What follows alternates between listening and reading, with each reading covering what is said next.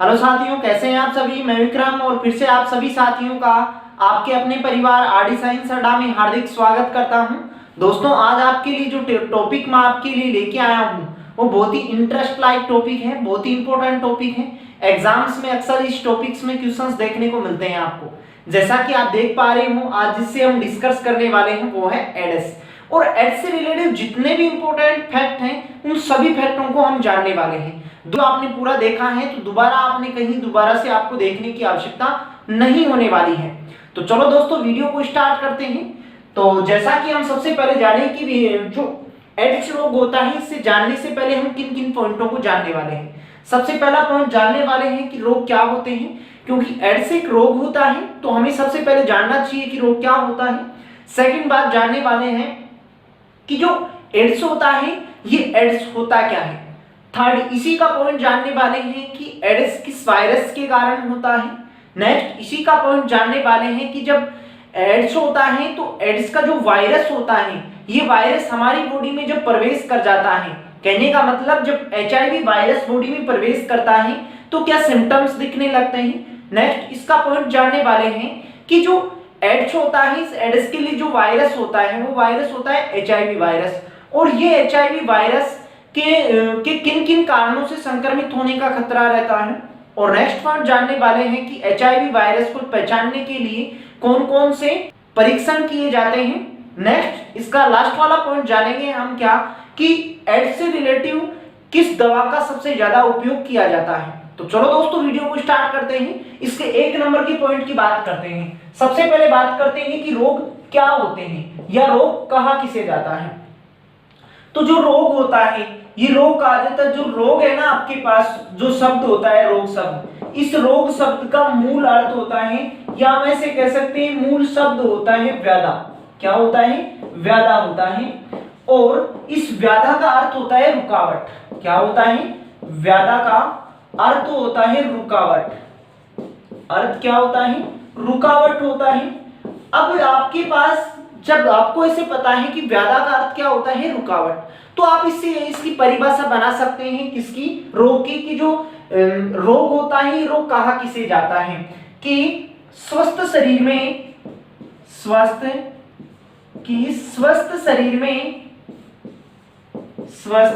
शरीर में कोई रुकावट आना रोग कहलाता है, डिजीज कहलाता है। रुकावट आना रोग कहलाता है। जैसे कि हमने यहां से जाना कि स्वस्थ शरीर में कोई रुकावट आना क्या कहलाता है? डिजीज, रोग कहलाता है। इसको और सटीक शब्दों में हम ऐसे कह सकते हैं कि स्वस्थ शरीर में उत्पन्न विकार को रोग कहा जाता है। उत्पन्न विकार को क्या कहा जाता है? रोग कहा जाता है।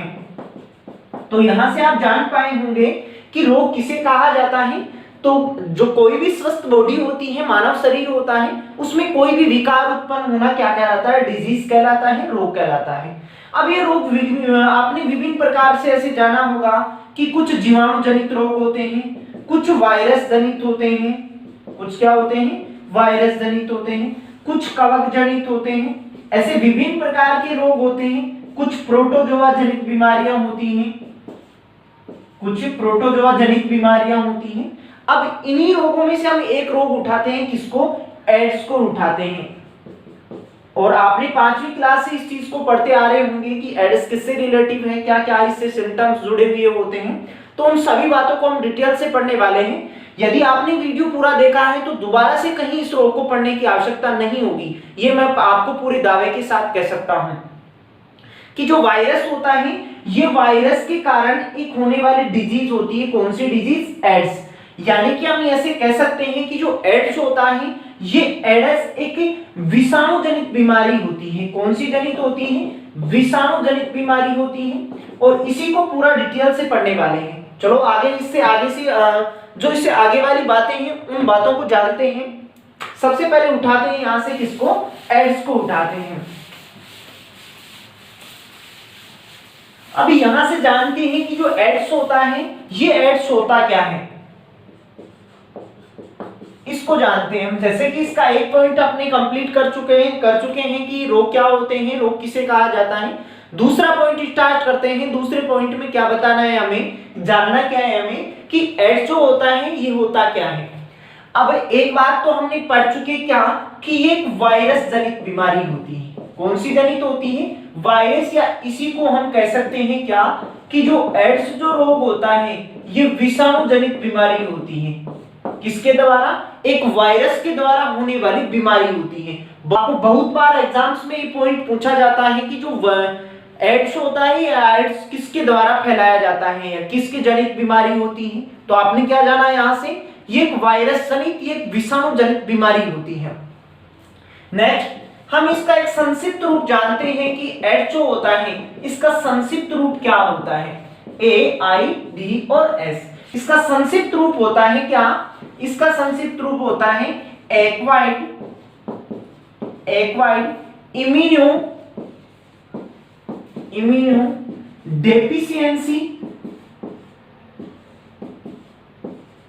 Deficiency syndrome. अब आपको यहां से एक बात और पता रखनी है क्या कि जो एड्स जो रोग होता है इसमें कोई एक रोग नहीं होता है, ये अनेक रोगों का एक समूह होता है। इसमें विभिन्न प्रकार की डिजीज शामिल होती हैं। तो आप यहां से आपको जानना क्या है कि यह रोगों का समूह होता है। क्या होता है, रोगों का समूह होता है जिसमें व्यक्ति को बहुत सारी डिजीज हो जाती हैं। यदि कोई भी व्यक्ति एड्स का शिकार है तो उसमें बहुत सारी बीमारियां अटैक करने लगती हैं उसकी बॉडी पे, तभी इसी को कहा जाता है कि जो एड्स होता है ये एड्स रोगों का एक समूह होता है। हमने यहां से क्या जाना कि जो एड्स होता है इस एड्स का संक्षिप्त रूप क्या होता है, एक्वायर्ड इम्यूनोडेफिशिएंसी सिंड्रोम होता है। बहुत बार एग्जाम्स में यहां से आपको क्वेश्चंस पूछा जाता है कि एड्स का पूरा नाम क्या होता है। ये लास्ट ईयर एनटीपीसी के पेपर्स में इसका संक्षिप्त रूप पूछा हुआ है। चलो नेक्स्ट इसके पॉइंट को स्टार्ट करते हैं कि जो एड्स होता है एड्स को फैलाने के लिए कौन सा वायरस होता है। तो एड्स जिस वायरस के द्वारा फैलाया जाता है या एड्स जिस वायरस से फैलता है उस वायरस को कहा जाता है HIV वायरस। कौन सा वायरस कहा जाता है, HIV वायरस। अब यहां से आपको एक इंपॉर्टेंट पॉइंट और पता रखना है क्या कि जो HIV वायरस होता है और वो किसके लिए होता है, एड्स रोग में जो वायरस होता है वो कौन सा होता है, HIV वायरस। ये HIV वायरस एक रेट्रो फैमिली का वायरस होता है। कैसी फैमिली का होता है, रेट्रो फैमिली का वायरस होता है। यहां से आपको पता रखना है कि HIV वायरस किस फैमिली का वायरस होता है, रेट्रो फैमिली का वायरस होता है। अब यहां से हमारे पास एक और इंपॉर्टेंट पॉइंट निकल के आता है। जैसा हमने जाना एड्स का पूरा नाम जाना उसी प्रकार हमें HIV वायरस का भी पूरा नाम जानना है। तो HIV का संक्षिप्त रूप होता है ह्यूमन इम्यूनो डेफिशिएंसी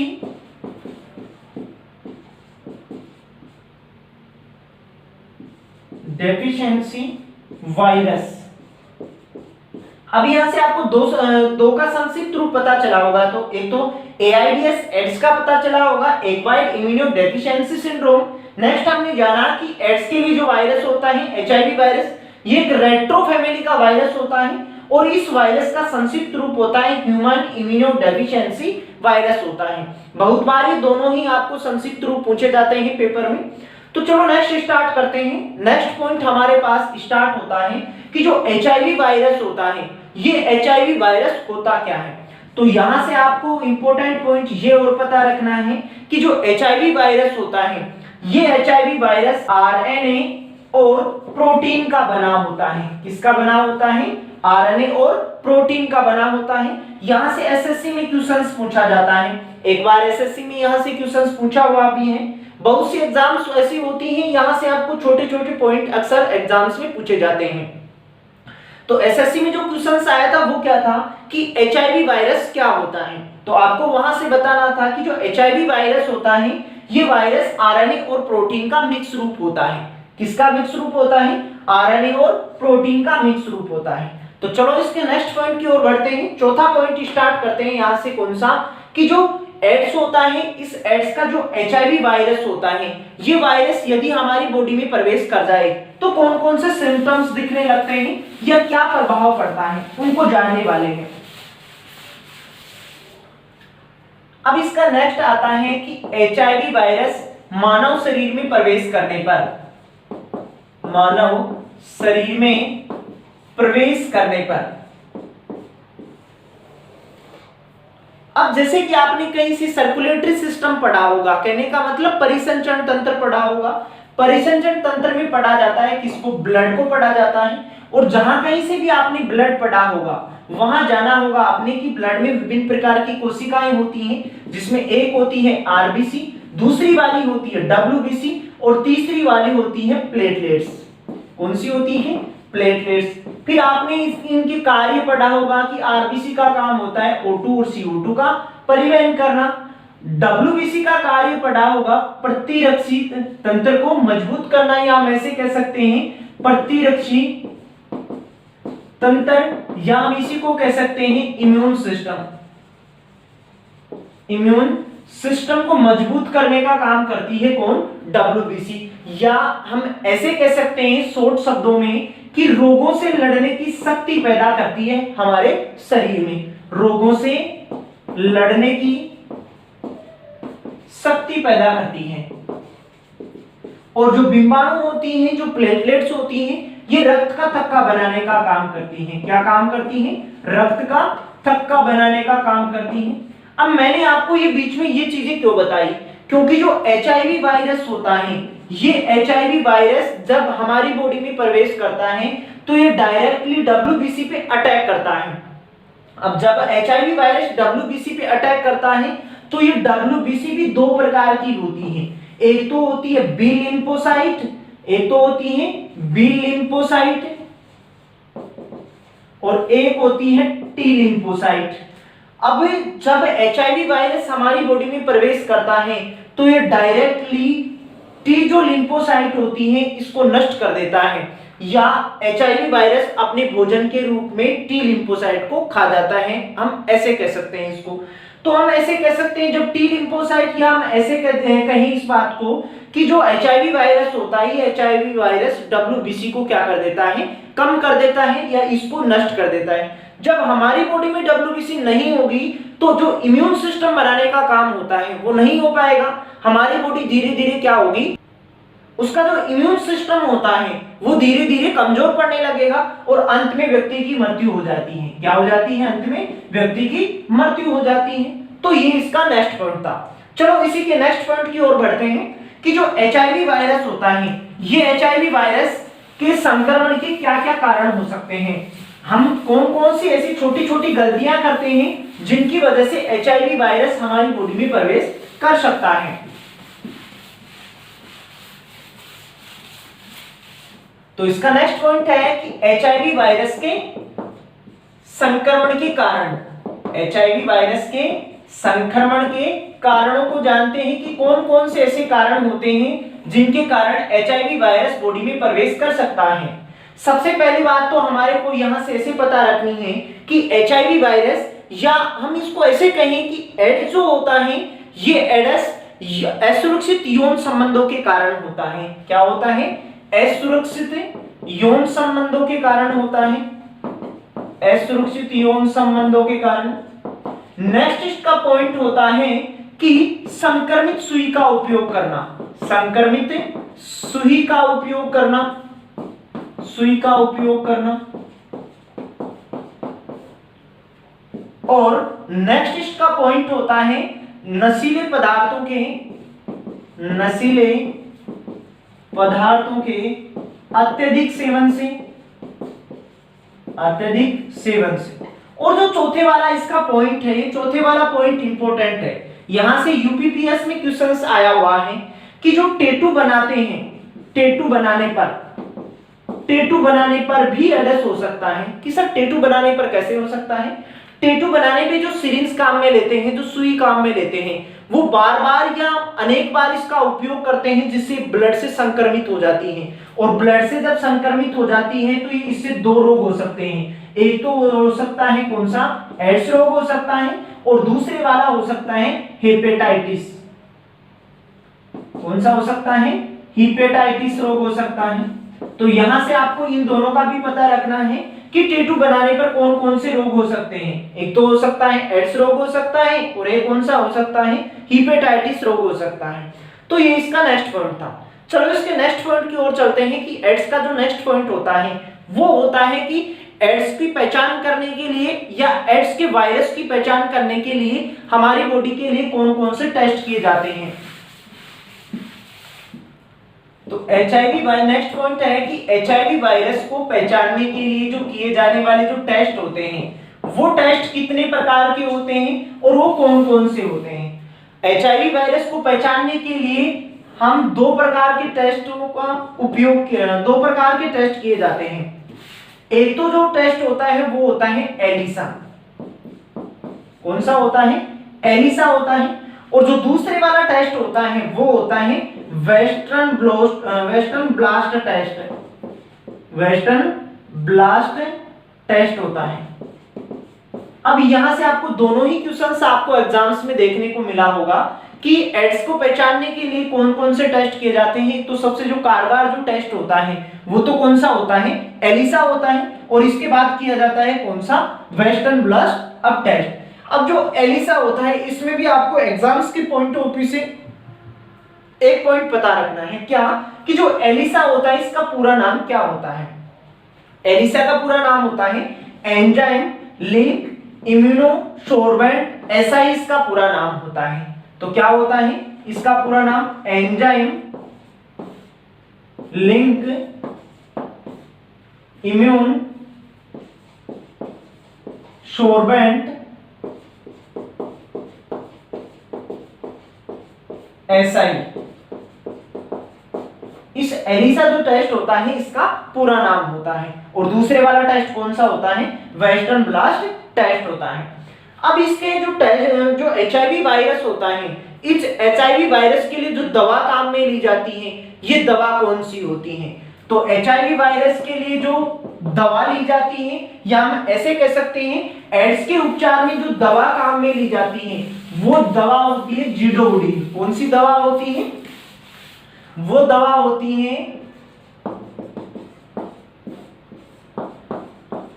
जिडोवुडीन दवा होती है। कौन सी होती है, जिडोवुडीन दवा होती है।